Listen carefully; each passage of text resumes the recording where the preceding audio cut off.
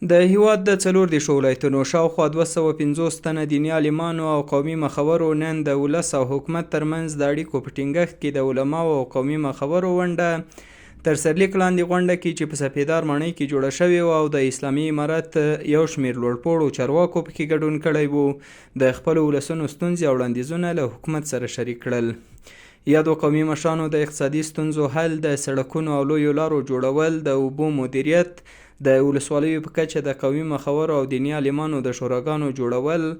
د ولسونو غوښتنې وبللې او د اسلامي امارت له مشرتابه څخه یې غوښتنه وکړه چې په دې تړاو هڅې لا ګړندۍ کړي. د ریاست الوزرا سیاسي مرستیال مولوي عبدالکبیر په دغه غونډه کې وویل چې د اسلامي نظام د بشپړ حاکمیت او سرتاسري امنیت ترڅنګ د افغانستان اقتصادي وده د اسلامي امارت لومړیتوب دی. کوشش وکړو ان شاء الله چې د وخت په تیریدو سره به په اقتصادي میدان کې د دنیا سره په سیالي میدان کې ودرېږو ان شاء الله.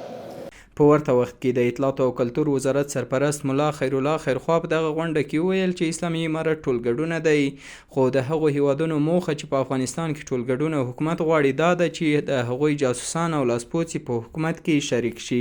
امریکایانو سره ډېر ټینګار کوي چې همیا شموله حکومت باید تاسې جوړ کړي، ټول خلک باید پکې وي، ټول خلک د دوی هغه مطلب دی چې هغه د دوی ایجنټانو نمایندګان دي.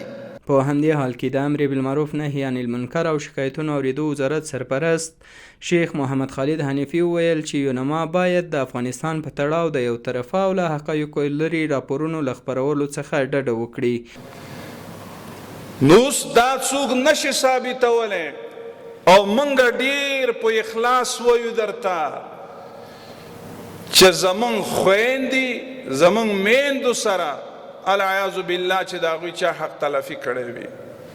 دا یادونې وړ ده چې د ولس او حکومت ترمنځ د اړیکو په ټینګښت کې د علماو او قومي مخورو ونډې تر سرلیک لاندې غونډه